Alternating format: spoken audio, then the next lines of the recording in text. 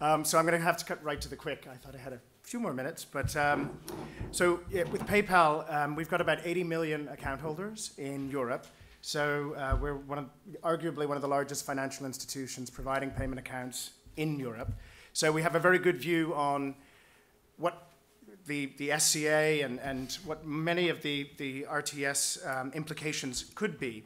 I'm going to give one example, and to keep that aim in mind of creating a more convenient, secure payment environment to drive business growth and job creation. The EBA's current position on strong authentication for electronic and mobile commerce transactions, as currently understood, will disrupt the payments industry across all 31 EEA member states. PayPal operates in every one of those member states, if implemented as described, and thereby prove a hindrance to economic growth. Any single form of multi-factor authentication of payments beyond a risk-based approach by a bank or payments provider is not the right answer.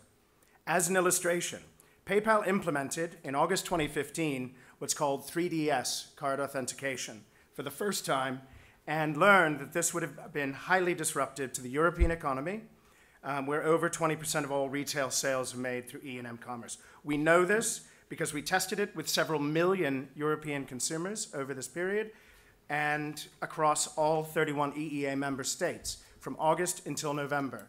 I finally said, pull the plug. We have to stop this, yeah? Because we were seeing failure rates of up to 50% in Germany and even worse in other markets. The average across Europe was approximately 60% across the 31 EEA states, meaning only 60% of transactions were even making through the authentication procedure on what is normally about a 5% decline rate. We were seeing anywhere between 40 to 80% decline rates. So clearly, this was not the answer. And further to that, any provider of payment or banking services not able to meet minimum standards, because what we would suggest are quantitative standards, not qualitative standards, but anyone not able to meet those minimum fraud and security standards could then be subject to oversight or qualitative solutions. Although the card systems have done a terrific job to date for more secure transactions and have the economic incentive in place with liability shifts. On a final point, I'd like to ask that various exemptions for strong customer authentication, like transactions under 10 euros or transactions for the same amount at the same location, be reviewed in a more pragmatic fashion. For example, our understanding is that if you buy the same type of products every week, but with the exemptions as written, if the amount is not absolutely identical, then the strong customer authentication and transaction authentication processes must be invoked, creating an incentive for consumers not to shop online or on their mobile phones.